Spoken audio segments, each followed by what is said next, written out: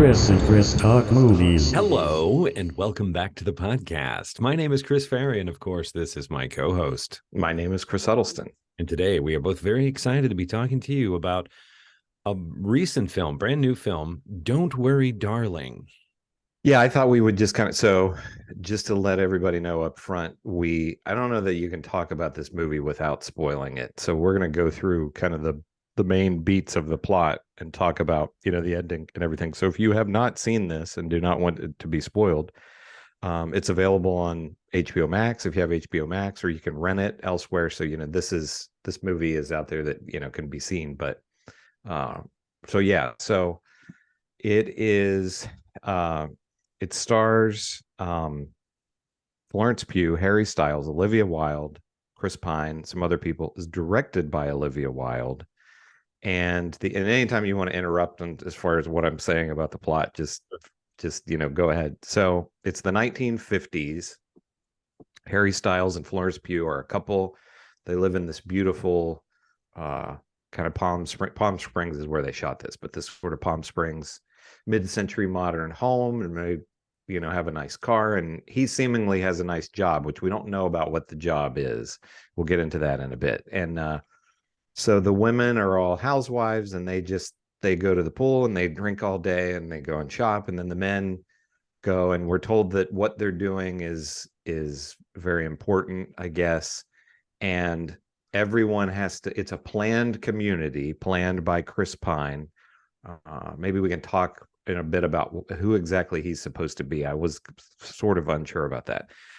But they're basically they have to stay there, but it's everything they want or need is there essentially.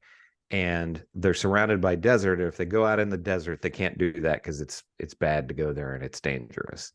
And one day Florence Pugh is out on they have like a little trolley thing that takes them around, and she sees a plane crashing. And so she yells to the guy driving the vehicle. Okay, go ahead. Because even before that, she starts having memories of. She has a friend that is sort of, yeah, and she's sort of freaking out, and they're trying to get her to take pills, and she's not playing ball. And she says to Florence Pugh at one point, they know that she has gone outside of the perimeter. She's gone into the forbidden zone. And has never really been the same since. And so the sort of creepiness begins with this. We get this wonderful, idyllic 50s, affluent, fun, sort of dream community in this bubble where the husbands go and do some top secret, mysterious work that's supposed to be changing the world. And then the first crack in that veneer we see is this one member of the community who is not Florence Pugh. It's a friend of Florence Pugh's who, is acting paranoid and saying this all is not what it seems. So eventually we find Florence Pugh taking this little trolley that drives them around. And so she sees a plane flying overhead and seemingly crashing. We never actually see wreckage or anything of the plane, but she yells for the guy to stop, and he doesn't. He says, "I can't go out there." And she jumps out of the vehicle and runs out into the desert and walks for a long time, and eventually goes up on this hill, and there's this strange kind of structure up there, and she goes up and touches the glass on it, and then she passes out or something, and then winds up back in her home and tells Harry Styles, and he says that she's just imagining it or whatever. They tell that they have a doctor come, and there's some other things where she's having memory issues. She keeps seeing these images of sort of like a 1940s musical dancing number with these women's legs, And anyway, so she tells the doctor, the doctor says she's exhausted. And so we eventually, I don't know how much of this you want to skip, but eventually she says that they're being controlled, and they have this dinner party where Chris Pine comes, who's the leader of all this. Right. And she calls him out on it. Actually, slow down just a little bit. Okay, sure. I want to keep painting this world, right? So it's out in Okay. the desert, and we see overhead shots of it, and it's like a snail shell. It's as if you started in the middle, and then sort of wound a big, yard-sized track outwards, and the houses are arranged from the center out in this sort of concentric. And then you can see as new houses are added, they just keep extending the green patch in the desert. And they refer to this place that she goes and puts her hands in the glass as headquarters. Yes. You're not supposed to go to headquarters, right? But she doesn't see anybody there, and it's a reflective glass window, so we don't see into it, right? Mm-hmm. There are other sort of I want to just use the language of the Matrix. There's other sort of glitches in the Matrix, like she's making dinner one night and she cracks an egg and it's just an empty shell, and so Mm-hmm. she's cracking each of these eggs in the whole carton, and they're just completely hollow eggshells, right? And so there is some gesture towards, well, maybe this woman is kind of going insane. I mean, I think Yeah. he's pretty clearly painting that something nefarious is going on. And Right. Chris Pine is a very menacing character. He's charming and handsome, and everybody idolizes him. But he sort of, over the radios that are in every house, he sort of delivers a sermon to these housewives who are, their men all get in the car at the same time and they all drive off down the road. And the women are there all day, and they go back inside to clean the house and, go shopping and stuff for the day.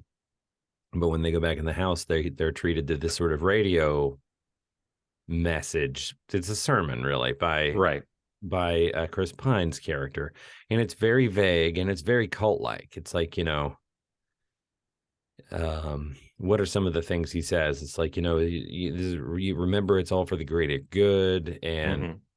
the sacrifices you're making here, none of the things we men do would be possible without the sacrifices you're making. You know what I mean? Right. It's Yeah. all sort of this vague double speak, comply, toe the line, you're doing great, keep doing it, you know. Mm-hmm. I know it's kind of weird having to stay here all the time, but the work we're doing is very important. It's very dangerous to go out there, Mm-hmm. And there is a kind of upper tier of guys in the picture behind me. You see him wearing a golden ring. It's like the senior directors board or something gets the, Yes. special membership rings, and there's a party in which Harry Styles is awarded. He's kind of, elevated into this inner circle, and he's very excited about it. It's a weird scene, right? It's weird, but and we can talk, later about the meaning of that. But I thought it was very strange to me that he puts it on his ring finger, almost like they're being married, which I thought was, I assume that was intentional, that they put it on, in terms of the filmmaking, that they put it on that finger, because it was just like, that's really weird. And then he does this sort of crazy dance that they have a big band, and they have a woman who like does a burlesque dance and ends up in a giant martini glass. And it's very 50s, and it's very boys club. Like, it's very male centric. Right. But on the other hand, it is gorgeous, and everybody, it seems very affluent. Like, everybody has everything they need. And the only thing that's really, the hard rule is you can't leave. Mm-hmm. You can't go out. You can't go to headquarters. You can't go outside of the boundary, right? Because it's dangerous. Yeah. And from that grow things like you can't ask too many questions, and you can't talk about, don't worry, darling. Shh. Just, Can't talk about what their job look at is. the beautiful dress I got you, that kind Yeah. of. Anyway, it does. Florence Pugh's character, who is the lead, becomes more and more convinced that there's something truly, oh, so her friend, who she ultimately has a breakdown and she witnesses her cut her own throat. Mm-hmm. It's a really upsetting scene. Yeah. So she witnesses her friend basically kill herself. She's standing up on the roof of their house, and they're sort of the men that kind of main maintenance guys, and they're all wearing these red like 50s like auto mechanic full body jumpsuits, but they're very dapper and bright red, and Mm-hmm. they kind of run out and they pick up the body and carry her off and put her in the van. And later the word is like, oh, she's fine, she had an accident. And she's like, she didn't have an accident, I know what I saw. And the tension ratchets up and ratchets up. And so Florence Pugh, by the time we're talking about this dinner party, is absolutely convinced that things are that this is a big manipulation, and Mm-hmm. that it's a dangerous manipulation because somebody died and it's being covered up, and she's going to get to the bottom of it. Now, I don't think she knows at that point. I don't think she knows No. the answers. I think she just knows that Chris Pine is at the center of it, and she plans to call him out at this dinner party. So she does, while they're having dinner, she starts talking about that. She starts asking questions of the other women, or the other couples, and she says, so and so, where are you from? And she said Philadelphia, and another one says, I'm from Philadelphia, and she's like, yeah, everyone's from Philadelphia or Chicago or Baltimore. And then she says, so and so, how did you and your husband meet? And she said, I was on the bus or the train or whatever, and I dropped my ticket and he picked it up. And she says, yeah. And she said, the same thing happened to so and so. And isn't that a coincidence? And so then that's when she's saying that that these backstories have been created for them, and they've created memories for them, basically. Right. And so then the dinner party ends, and Harry Styles says that she's embarrassed him. Chris Pine handles it in such a way that everyone leaves, and Yeah. she looks insane. Yeah. Right. So, I mean, he manipulates his way out of that, and everybody takes his side, and Florence Pugh looks like she's bonkers. Right. And so Harry Styles says to her, he says, I expected so much more from you. So we've had confirmation. Florence's character has had confirmation from Chris Pine's character directly saying, mm-hmm. What do you think you're doing here? What's your right? What's your game? What are you trying to pull? But he also says to her that I expected so much more from you. What a disappointment, Yeah, he says that he likes having someone to challenge him, and that it's something about, all great men have had a woman challenge them, or a person challenge them, or whatever, something like that. So then after the guests have all left, Harry Styles says that she's embarrassed him, ruined everything for him, blah, blah, blah. And she says, no, that she loves him and that they need to get out of there. And she begs him for them to leave. And he says, okay. And, she packs up some things and they go out to their car, and he doesn't start the car. And then the guys in the red outfits come and drag her out. And Harry Styles is distraught about it, and right. He's Let's crying. Talk about this scene for a minute, because I thought this movie was a very handsome, like a very beautifully shot.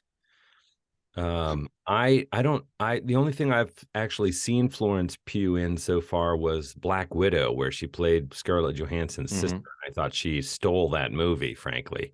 I know she was in Midsommar, but I haven't seen that. And I know I've seen, but I haven't seen Black Widow. And that she's done some, classical Shakespeare stuff. But so this is really the first Florence Pugh thing where I've seen her carry a project. And I get why everybody's gaga over this actress. She is absolutely riveting. I mean, she's beautiful, but she is so talented on screen.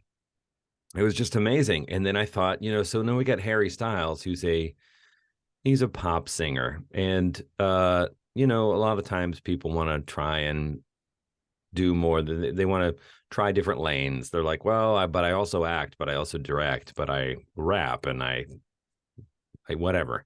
And, sometimes that goes down smoother than other times. So I was not sure. I was kind of curious to see what kind of an actor Harry Styles was. And my wife said that he hasn't gotten great reviews, but in that scene, I thought he was absolutely fantastic. Yeah, I thought the same. People have kind of panned him, and yeah, he was great in that scene. And there's another scene later where he's yelling at her that I thought he was good. Overall, I don't feel like he's given a lot to do in this. You know, in the other scenes, I was watching it and I was thinking, you know, people, why are people bashing this performance? And up until that point, I just felt like it's just fine. You know, he's just kind of there. But yeah, But you're right on those two scenes, which I think are well written and they're clear. Mhm. He really delivers emotionally. I mean, she does the whole movie, but so these guys are dragging. She sees them coming, and she's like, "Baby, we gotta go, start the car," right?" And he doesn't, and all he says is, "I'm sorry," over and over. Mhm. But her dialogue goes from, "We gotta get no, no, no, no," and then we see the penny drop. He says, "I'm sorry," and we see the penny drop with her that he called them.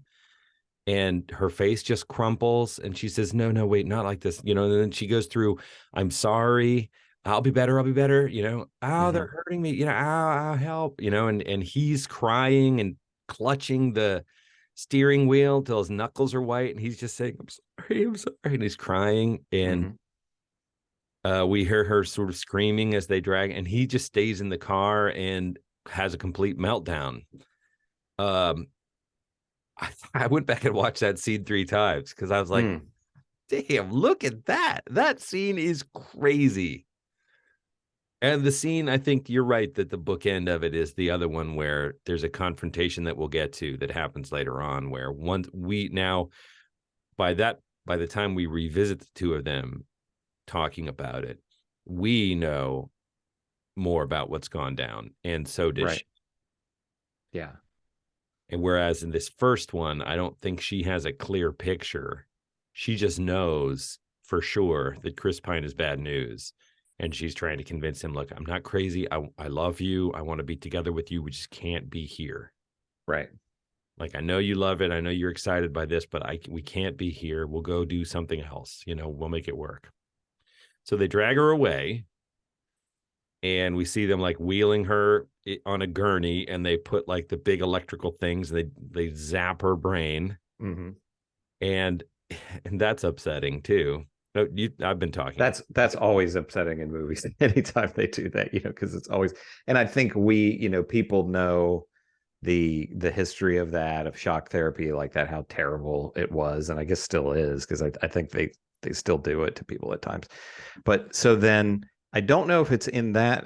I forget if it's in that moment or if it's after she comes back. I don't remember. Is that when we get the reveal of kind of what's really happening? So we then see basically the hospital scene goes from 1950s to present day, and then Florence Pugh walks out in scrubs. And you're like, okay, this is modern day. And then she goes back to an apartment where she lives with Harry Styles, and he has glasses and long stringy hair, and, you know, doesn't look dashing and handsome, you know, like his 1950s version. And basically what we find out is that he has been watching these videos of Chris Pine, and we'll get into this we can talk about this after the synopsis, but Olivia Wilde has said that she based this character on Jordan Peterson. So we can get into some stuff about, I guess, you know, the ramifications or whatever of that. So basically what has happened is this is a virtual world that they're in. They're not actually living in this 1950s community. And we don't get too much back information on it, but he has signed up for this, I guess, and he has forced her into it. This is against her will. Yeah. So I don't know if they drugged her, or I was a little unclear on that. Little thing like there's a mechanism that he puts over her eyes, a la Clockwork Orange. Well, there's this sort of red, light. It's like beaming light input into her eye. Right. And we can talk about it now, or we can put a pin in it to come back to it. But Yeah, let's put a pin in it. And this part of how the mechanics of how this all works was very fuzzy. yeah. And I even went back the following day and I watched the whole end of it again to see if I could get Okay. more. And then I read some articles about it, and articles were like, here's how we interpreted that. And I was like, what? I mean, I didn't. Yeah, I tried to purposely stay away from that stuff because I thought maybe we could talk about it and see if, if I wondered, like if my interpretation was correct or what, and we can get into it. But so then she, so then she is back. So then they're back in the 50s world, and she now her memories are returning to her, and Harry Styles says, She shows back up and they're like, oh, welcome home. And she's like, I feel much better. And she's basically the person we met at the beginning of the movie. Right. And now we know, oh, her boyfriend, right, has hijacked her in some way. Right. And I just thought, oh, it's her, but she's just brainwashed. That's what I thought too. Yeah. But then in very short order, because he's making dinner or something, and he's handed her a drink, and so he's like, you relax, I'll get dinner ready or something, and he's humming this tune that what we have discovered, or maybe we discover in this moment via flashback, is when he first hijacked her and put this rig on her head to sort of zap her mind. It took a while, like overnight or whatever. Mm-hmm. He sat by the bedside holding her hand, humming this tune. So it's a tune he kind of unthinkingly, that's the kind of what he hums when he's humming to himself. And that snaps her out of it completely. So she sort of figured it out. They zapped her back under. And then in this song, he sort of hummed this song, and it's haunted her in the back of the mind. But in this moment, she just remembers everything, and she's standing there in the living room, and that's when they have this second scene, this confrontation of like, how dare you? What have you done? And in that scene, he grabs her in a hug, like you can't leave me, I can't let you go.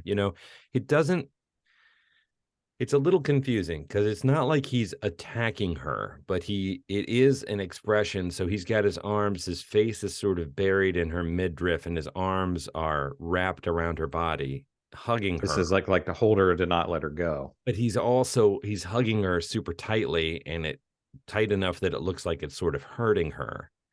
It does definitely read as desperate and controlling and, not going to let you go. And so this is sort of escalating as he squeezes her tighter and tighter. And she's saying, stop, let me go, let me go. And she fumbles around and grabs one of these heavy highball glasses that they drink out through it. And she smashes him in the head with it, and it kills him. Mm-hmm.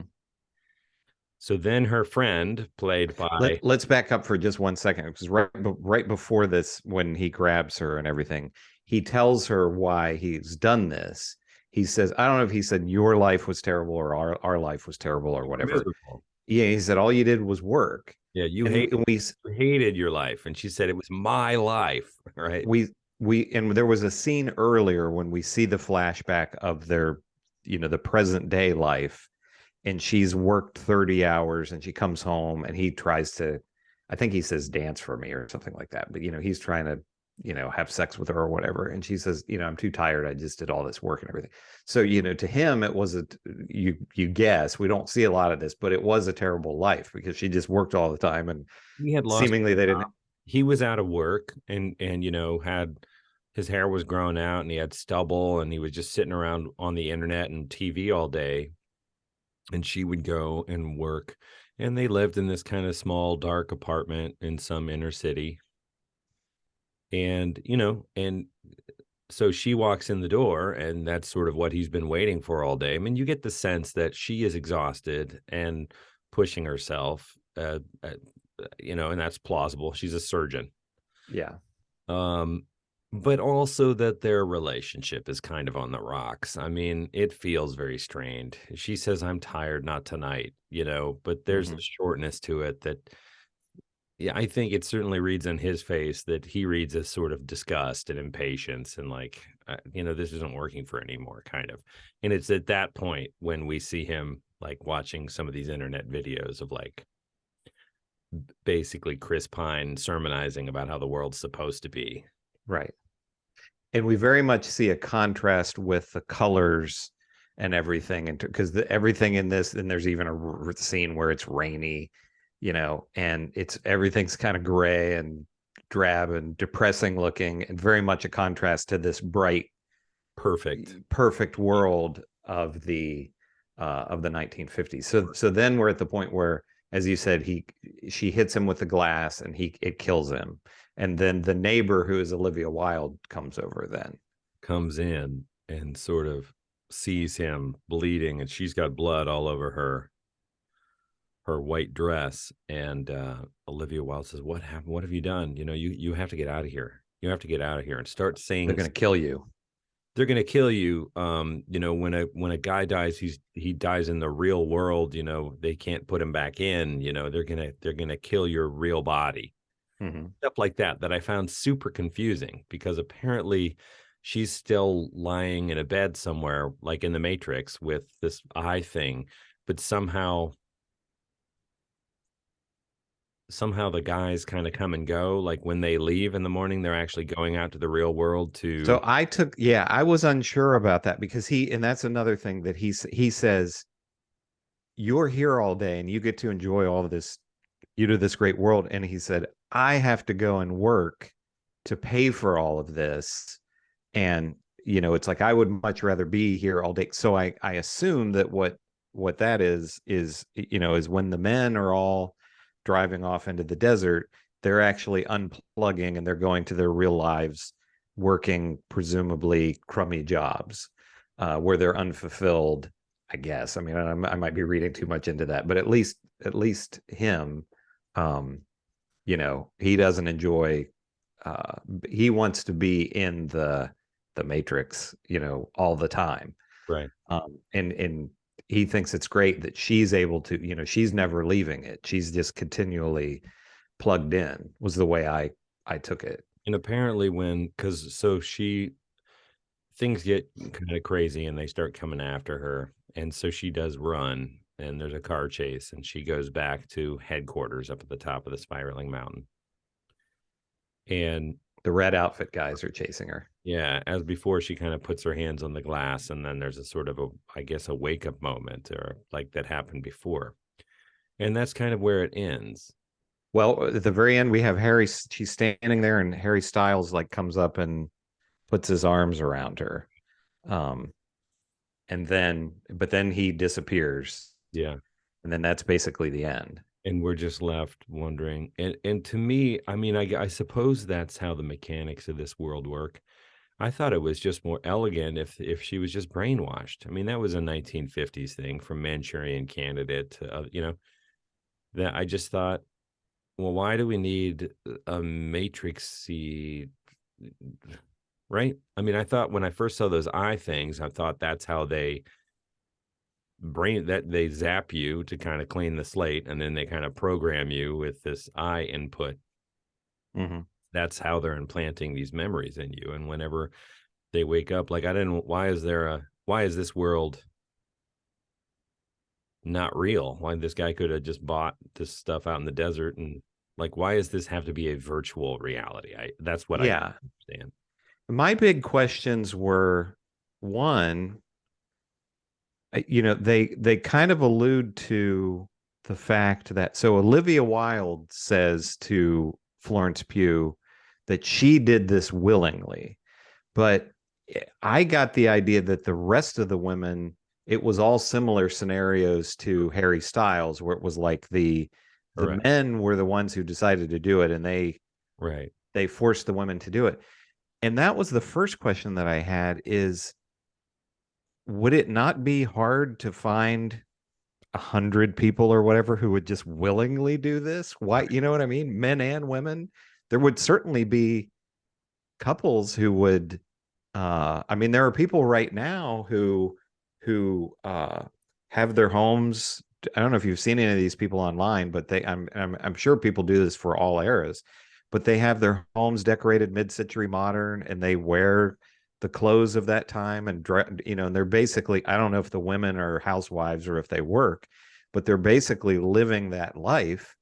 So I would think you could find people who would just willingly do this and say, okay, well, we'll pay you $5,000 a month or whatever to live in this either real or virtual community. So I didn't really understand the need to force people into this and zap their memories and everything. That was the first thing. And then the other thing was, what was Chris Pine's motivation? Is he just a cult leader?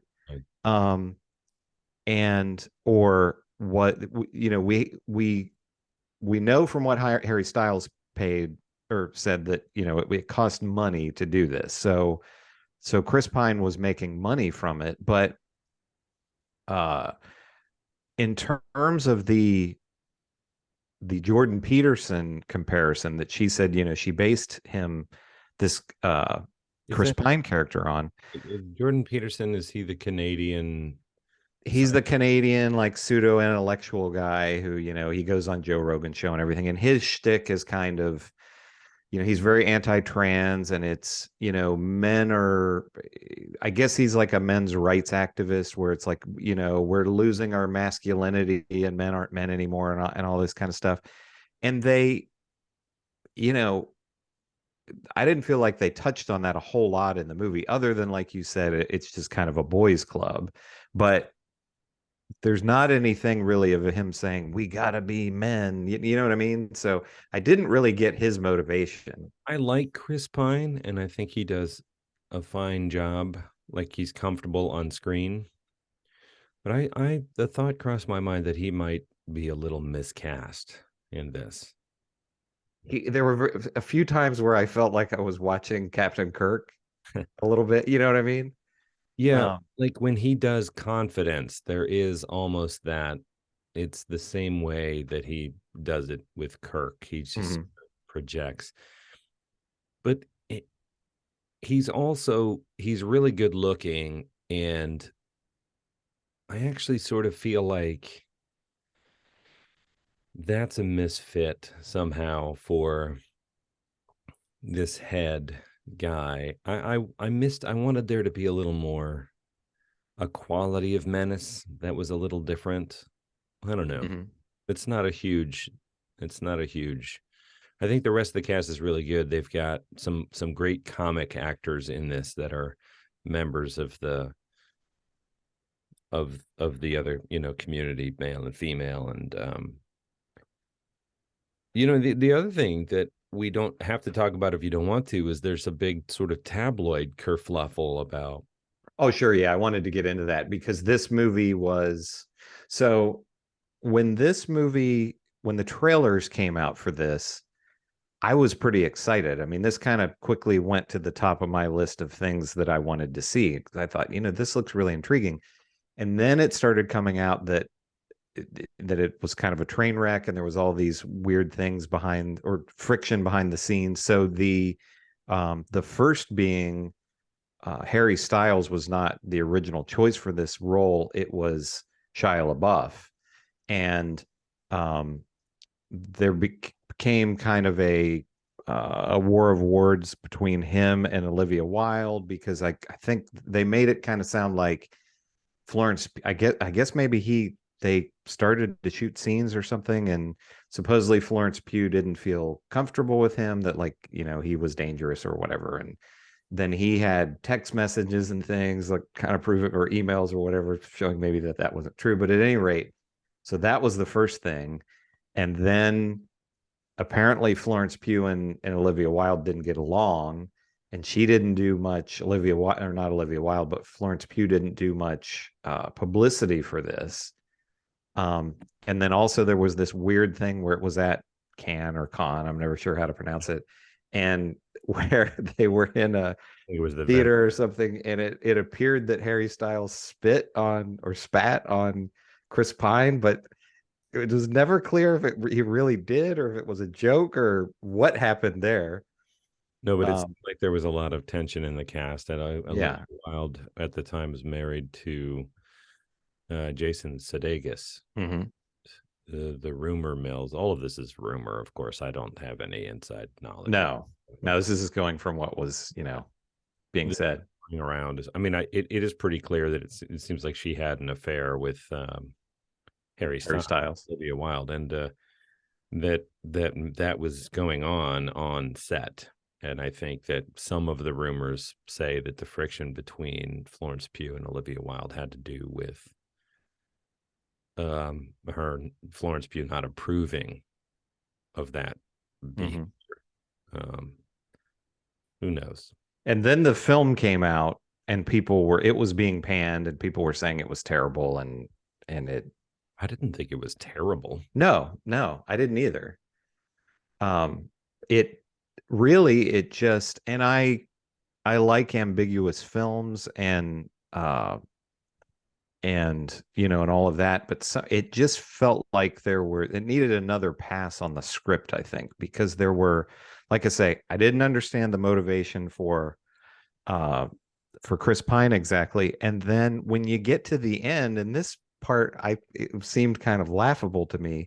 If you're in a virtual world, why are you being chased by these security guard guys? Why can they not just unplug her from the thing? I mean, I just made that was silly. You're just brainwashed, right? That's a trope in movies that it doesn't need more explain-rating than that. We get the head zap and the dilithium crystal, the eye device that is like programming. And so she's just brainwashed. Is her.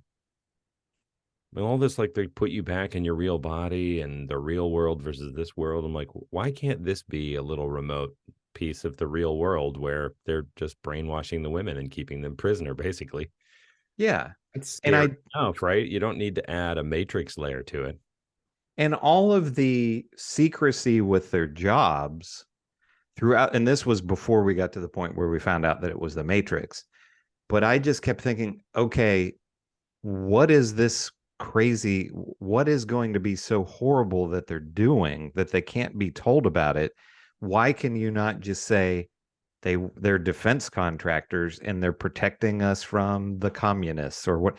That's what happens right now. I mean, there are all kinds of people. It's not a secret that people are defense contractors, and whether anybody likes it or not, we know that we're bombing people in other countries and everything, but it's not like they have to tell a pretend story to those people who do those jobs. You know what I mean? That was, I don't know why you just, hey, we're saving, the men are going out to save you from the Russians, Yeah. I mean, I think setting it in that 50s style is a commentary about patriarchy and make America great again, a better time, right? Yeah.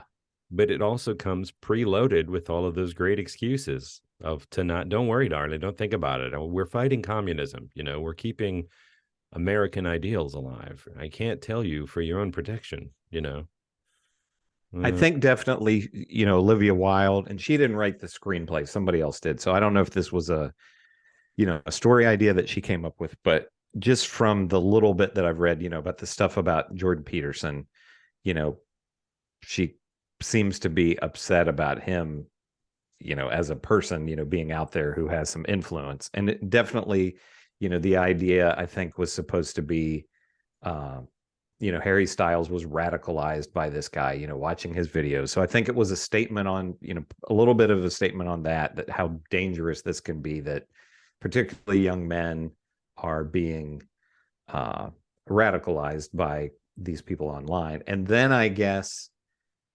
maybe that there would be some that would have, particularly men, I guess, that would have a longing to go back to this time where, the men were the men and the women stayed home and took care of the kids and everything. I mean, I guess it's trying to make a statement about that, but it's pretty And the women muddled. love you, and they've got dinner ready, and basically all you do all night is drink and eat dinner together and have sex all night, and Yeah. parties on the weekend, wild cocktail parties, and it's just fun, fun, fun. And there's no responsibility for you at home. The wife is in charge of the kids and keeping the house clean, and she's where she's supposed to be when she's supposed to be there.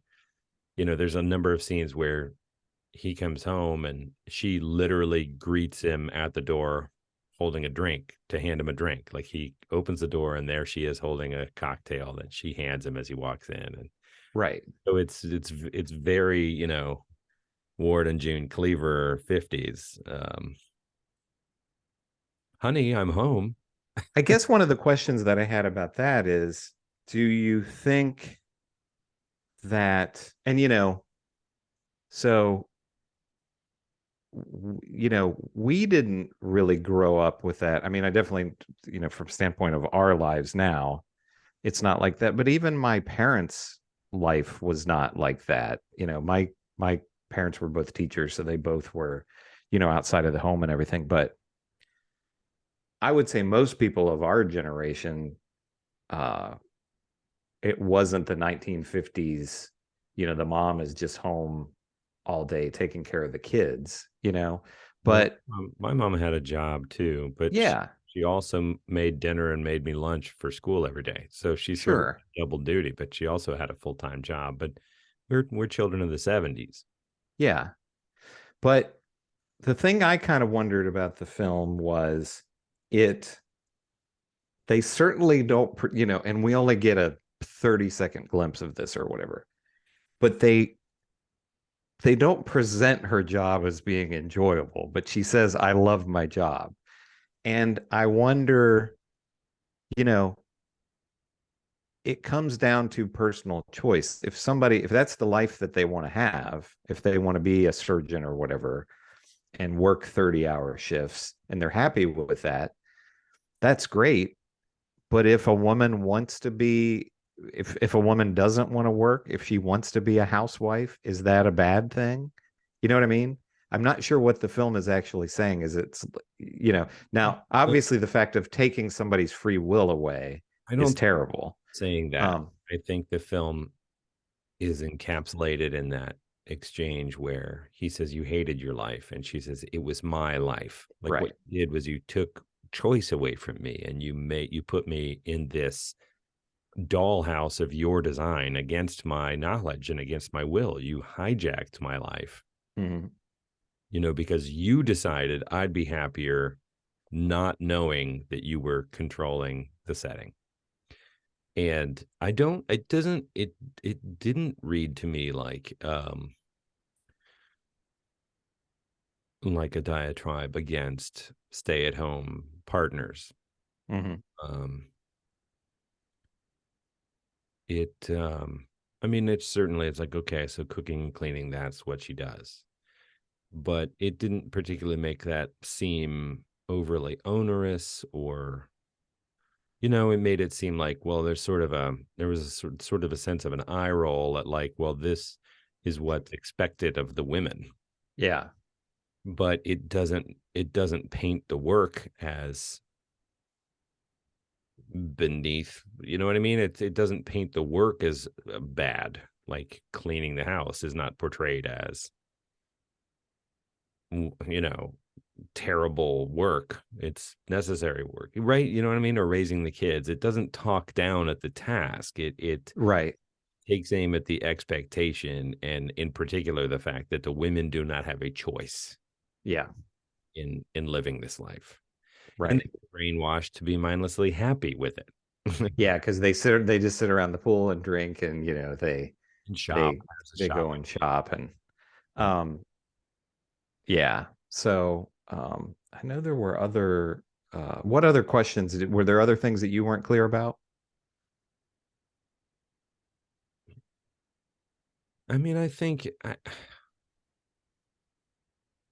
the visual stuff she did, there's sort of like a drop of red ink there's a black screen and a white circle and a drop of blood like red dye goes into it, and it sort of dilates, and then it's an iris that's waiting, and then it's a ring of like almost, like dancing girls whose legs are kicking, so that the striations of the iris become the kicking legs of a circle of women lying on their backs doing a dance routine. And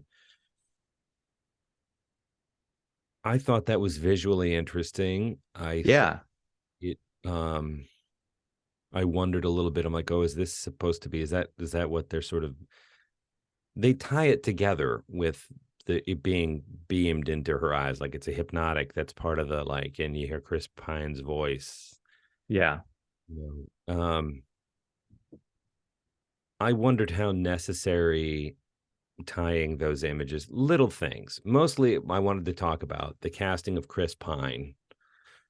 Because again, I think he did fine, but he was not the most interesting thing in this movie to me. I think that Florence Pugh stole this film, and I think Olivia Yeah. performance was good too. And I think Harry Styles' performance was a terrific surprise, especially in those two key scenes. I thought it was gorgeously shot. I thought the mood throughout, it's a little bit of a slow burn for the first half, but when it starts to take off, man, it takes off. Mm-hmm. Excuse me. And I thought the ending was a little unsatisfying. Yeah. But I mean, ultimately, I'm just looking at the time. Ultimately, I would recommend this film. Oh, and I wanted to touch on the drama, because there's a lot of like what feels like junior high school gossip about what happened on Junior high gossip, yeah, is really a way to, who was and Pugh, and oh, she was with him, but she started with, and Florence Pugh. I heard somebody was saying Florence Pugh was upset because Florence Pugh was attracted to Harry Styles, and then Olivia was. So there was a love thing, and I'm like, wow, this really sounds like a bunch of seventh graders, exactly, yeah, it did feel. And I was talking with somebody about it, and they said, do you think this could hurt Olivia Wilde's career as a director? And I said, I don't know, from basically with the film doing poorly. And I said, I don't know, I mean, she clearly from a technical standpoint is a good director. And I don't know if did you see her, I forget what the title of it is, but let me look here. Did you see Booksmart? I would really recommend that. That's completely different from this, but it's about these two high school girls who are kind of nerds, and they. You want to stay on the Olivia Wilde director train? Yeah, we could do that. It's a really good film, but she directed it, and it was very good. And she got a lot of acclaim for that. So, and this is technically very well done. So, I think she would continue to get work from that standpoint. Maybe studios would say, maybe she's not able to control a set very well. And, do we want to risk that? I mean, I think the bottom line is probably more of a deciding factor than anything else. But if they say, look, this movie would have done better if there hadn't been all this baloney, seventh grade kind of drama going on set, then it's a fickle business, but I think it's driven by the money that you make. Yeah. A relatively, I don't want to say new director, but she hasn't got that many directorial credits. Obviously, she has many acting credits, but as a director, if you're only 2, 3, even 4 films in, and so you have a kind of a box office flop, I mean, people look at the bottom line, they look at the bottom line. And I'm not a conspiracy theorist, but I mean, you had a period of a few weeks there where it almost seemed like there was a daily news story about this, some kind of problem. And I almost got to the point where I was thinking, is it no news, or not no news is good news, but there's no such thing as bad publicity? Like, is this a hype machine that's being produced because everybody was talking about the movie. It obviously didn't translate into people wanting to go and see it, but there were a couple of ways to look at it, like, oh, that's going to be a mess, or, oh, I need to see this movie to see what all the hype's about. Who knows? Weekend like that, I think that's a tactic for sure. It doesn't make it a better movie. What's funny about it is I actually really enjoyed the movie. I did too. overall, we yeah. talked about some of it. I think there's a sort of a pacing issue. It's sort of, it sort of accelerates and then pulls back a little bit. And there's just, I don't know how you change that, whether it's editing or you can't really edit that away. And then I think the ending is a little confusing in an unsatisfying way, Yes. but it's an enjoyable watch. Like I enjoyed watching the whole movie. So I It don't, never drags, and it kind of keeps you guessing. And I will say, almost never, I'm not good at predicting twists or figuring out the mystery, or because I tend to just get more wrapped up in what's going on, and watching the interactions of the characters and everything rather than trying to guess. But I texted you about 20 minutes in and I said, this feels like 2022 people dressed up as 1950s people rather than 1950s characters. And bless you. So then in hindsight, I don't know if that's just how it played or if that was intentional. If she was saying, okay, you are not actually the people in the 1950s, you are modern day people, who are living in this 1950s world. And another thing that I didn't think about until we actually got on recording, and I don't know if this was if this was chosen purposely or it just happened, but they drink, just everybody, it's particularly the women, are just drinking all day long, but there's no or very little smoking, which didn't really stand out to me in the watching the film. But afterwards, once we got on, I thought, this is a little, was that because these are people don't smoke as much as they did then, or was it just they didn't want to have smoking in the film? I don't know. But a 50s setting, like you go back and watch these shows from the 50s and just everybody would be smoking, a cigarette, whether they're taking one out or lighting it for somebody else, or passing it back and forth, crushing one out and pulling out another one. It's like cigarettes are constantly in people's hands and mouths. So I don't know if both of those things were a little bit of kind of clues early on that, hey, this is not, really what you may, what it appears to be or whatever. I don't know. The other thing with Florence Pugh, I don't know I was not aware of this until about a week ago, that she's English. Yes. I didn't know that. And I wonder why. Maybe he couldn't do the accent. I don't know. But I wonder why she was American, but he was English. Probably just And then when we have the flash, seamless, but I bet he just doesn't have a great American accent. but it would probably have to be weird if they were both British. You're like, what's the British couple doing? True, here? yeah. But when you think about it, you're like, well, yeah, they're two Brits and they're living in America. But it would have triggered some weird, like, why are they British? True, yeah. But when we had the modern day scenes, I'd have to go back and watch again now, but it seemed to me like he had an American accent in those parts. So I kind of took it as his avatar or whatever is English in the, because it's cooler to be English or whatever. I don't know, but it seemed to me like when he was, the greasy hair, Harry Styles, that he did not have a British accent in those scenes. Maybe, but I'm not sure. I don't know. But yeah, like you said, I think this would be a different film with Shia LaBeouf in it. People can say, to a degree, people can say whatever they want about Shia LaBeouf, but I think he's a great actor. But he is, he's undeniably electrifying on screen. And yeah, about his personal life, I know he is a kind of a firebrand character that's been accused of many things, and I'm not saying anything about that, but when you just watch his work on screen, he's tears a hole in the screen. He is so interesting to watch on screen. So if you had him in a lot of these scenes outside of these just couple of Harry Styles scenes that are just understated, he's just the husband there, and I don't know how that would play. Casting choice for the Chris Pine role. Mm-hmm.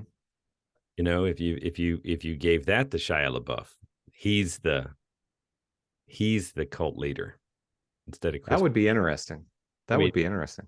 shave that beard and clean him up, but And then the other question that I had, and I guess it doesn't matter since it's a virtual world, but I kept wondering is, was Chris Pine, take the virtual aspect of it, them just living in this community, was he the guy who built all of it? Or was he also the guy who owns this Victory company where they're doing whatever? I was never sure about what that was supposed to be. If he owns the company and he built this town, if that's how it was presented to them, were you thinking about that watching it? Because I was just like, this is the bigger iceberg that's a kind of an online Ponzi kind of cult thing, but this is where his inner circle is actually living the dream, where they have their wives sort of enslaved mentally, kept physically. And we didn't talk about this, but so at the end, Chris Pine's wife kills him, stabs him in the gut. So you're like, well, so she's also here for real. She's not in the, like, I guess she knew what was, they weren't clear about. I think this works better as a sort of a truly Stepford Wives kind of a thing, where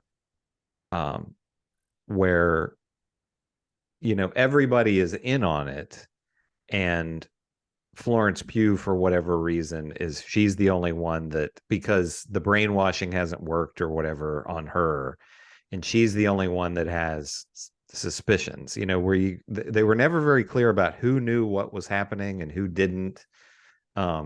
So, and I wasn't sure with the wife of Chris Pine, she stabs him and she says, what did she say? Like, I'm in control now or something. Yeah. Which I didn't really get it. So now she's going to flip the script and they're going to start brainwashing men and the women or anything. I mean, I don't know. This also made me think a lot of Seconds that we watched a few months ago. There were some things, about, and I kind of wonder if there was any influence from that as well. I don't know. Yeah. Could have been.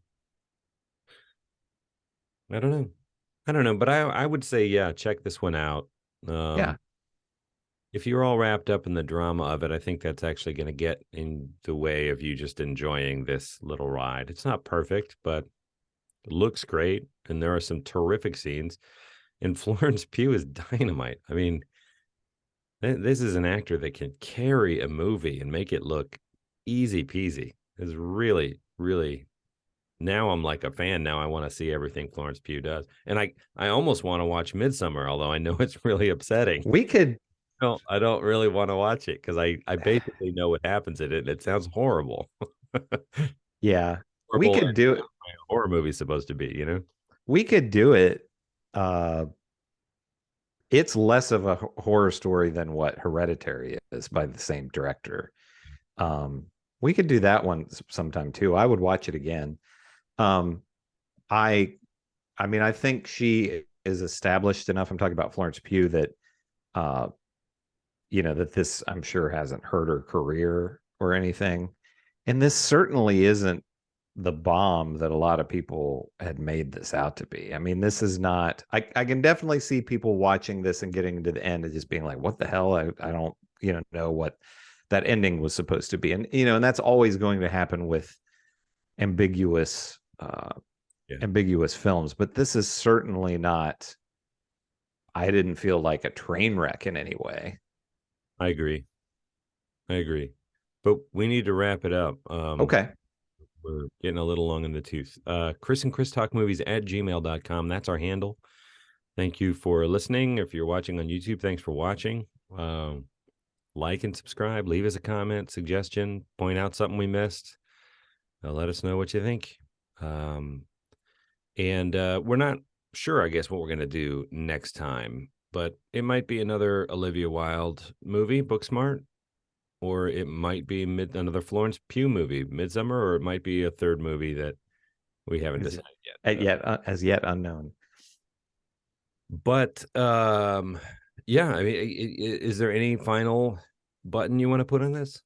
I don't think so. I mean, it's an intriguing movie, and if you like this kind of sci-fi mystery thriller kind of a thing, it's not bad. I thought it was pretty good.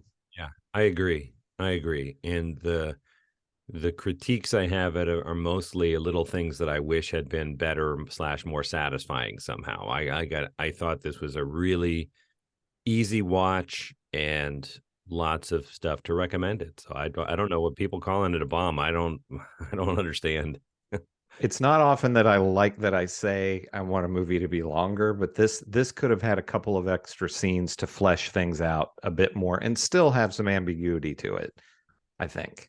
Explain a little bit more how the world works a little, and maybe a little more information about Chris Pine. I felt could have strengthened it. That character could have been dialed in. That's why when you said it was based on Jordan Peterson, I thought, well, that's very specific. And I thought, if anything, the Chris Pine character was a little vague, like he was vaguely menacing and, clearly in control, but it wasn't why and what's his angle on it. And I don't think that's the actor. I think he's written very in a pretty two-dimensional way. And it would have been interesting to get a little more into the skull of that mastermind who's built this whole. For sure.